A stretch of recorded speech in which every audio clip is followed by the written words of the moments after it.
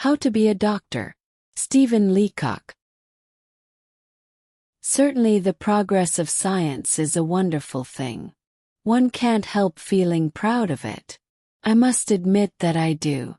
Whenever I get talking to anyone, that is, to anyone who knows even less about it than I do, about the marvelous development of electricity, for instance, I feel as if I had been personally responsible for it. As for the linotype and the aeroplane and the vacuum house cleaner, well, I am not sure that I didn't invent them myself. I believe that all generous-hearted men feel just the same way about it. However, that is not the point I am intending to discuss. What I want to speak about is the progress of medicine. There, if you like, is something wonderful. Any lover of humanity, or of either sex of it, who looks back on the achievements of medical science must feel his heart glow and his right ventricle expand with the pericardiac stimulus of a permissible pride. Just think of it. 100 years ago there were no bacilli, no ptomaine poisoning, no diphtheria, and no appendicitis. Rabies was but little known, and only imperfectly developed. All of these we owe to medical science. Even such things as psoriasis and parotitis and trypanosomiasis, which are now household names, were known only to the few, and were quite beyond the reach of the great mass of the people. Or consider the advance of the science on its practical side. 100 years ago it used to be supposed that fever could be cured by the letting of blood. Now we know positively that it cannot. Even 70 years ago it was thought that fever was curable by the administration of sedative drugs. Now we know that it isn't. For the matter of that, as recently as 30 years ago, doctors thought that they could heal a fever by means of low diet and the application of ice. Now they are absolutely certain that they cannot. This instance shows the steady progress made in the treatment of fever. But there has been the same cheering advance all along the line. Take rheumatism. A few generations ago people with rheumatism used to have to carry round potatoes in their pockets as a means of cure. Now the doctors allow them to carry absolutely anything they like. They may go round with their pockets full of watermelons if they wish to. Makes no difference. Or take the treatment of epilepsy. It used to be supposed that the first thing to do in sudden attacks of this kind was to unfasten the patient's collar and let him breathe. At present, on the contrary, many doctors consider it better to button up the patient's collar and let him choke. In only one respect has there been a decided lack of progress in the domain of medicine, that is in the time it takes to become a qualified practitioner. In the good old days a man was turned out thoroughly equipped after putting in 2 winter sessions at a college and spending his summers in running logs for a sawmill. Some of the students were turned out even sooner. Nowadays it takes anywhere from 5 to 8 years to become a doctor. Of course, one is willing to grant that our young men are growing stupider and lazier every year. This fact will be corroborated at once by any man over 50 years of age. But even when this is said, it seems odd that a man should study 8 years now to learn what he used to acquire in 8 months. However, let that go. The point I want to develop is that the modern doctor's business is an extremely simple one, which could be acquired in about 2 weeks. This is the way it is done. The patient enters the consulting room. "Doctor," he says, "I have a bad pain. Where is it?" "Here." "Stand up," says the doctor, "and put your arms up above your head." Then the doctor goes behind the patient and strikes him a powerful blow in the back. "Do you feel that?" he says. "I do," says the patient. Then the doctor turns suddenly and lets him have a left hook under the heart. "Can you feel that?"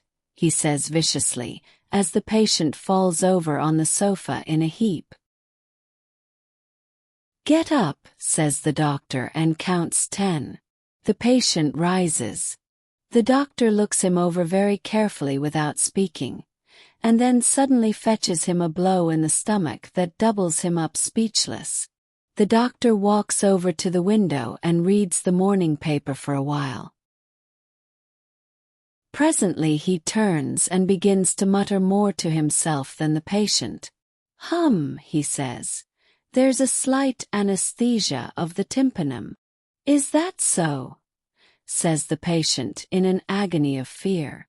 "What can I do about it, doctor?" "Well," says the doctor, "I want you to keep very quiet. You'll have to go to bed and stay there and keep quiet." In reality, of course, the doctor hasn't the least idea what is wrong with the man. But he does know that if he will go to bed and keep quiet, awfully quiet,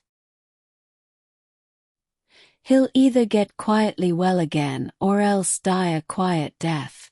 Meantime, if the doctor calls every morning and thumps and beats him, he can keep the patient submissive and perhaps force him to confess what is wrong with him. "What about diet, doctor?" says the patient, completely cowed. The answer to this question varies very much. It depends on how the doctor is feeling and whether it is long since he had a meal himself.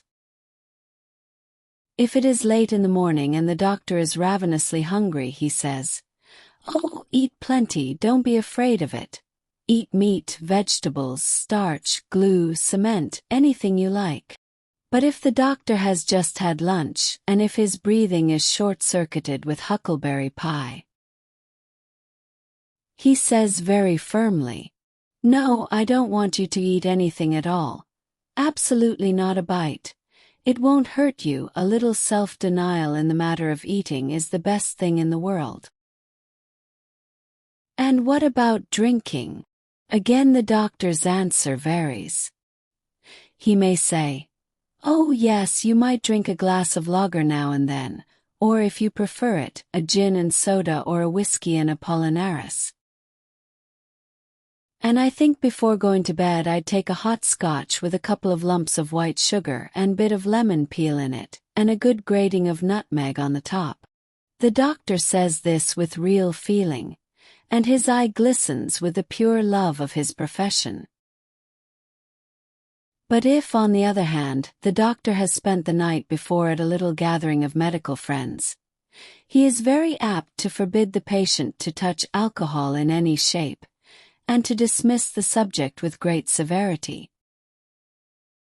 Of course, this treatment in and of itself would appear too transparent, and would fail to inspire the patient with a proper confidence.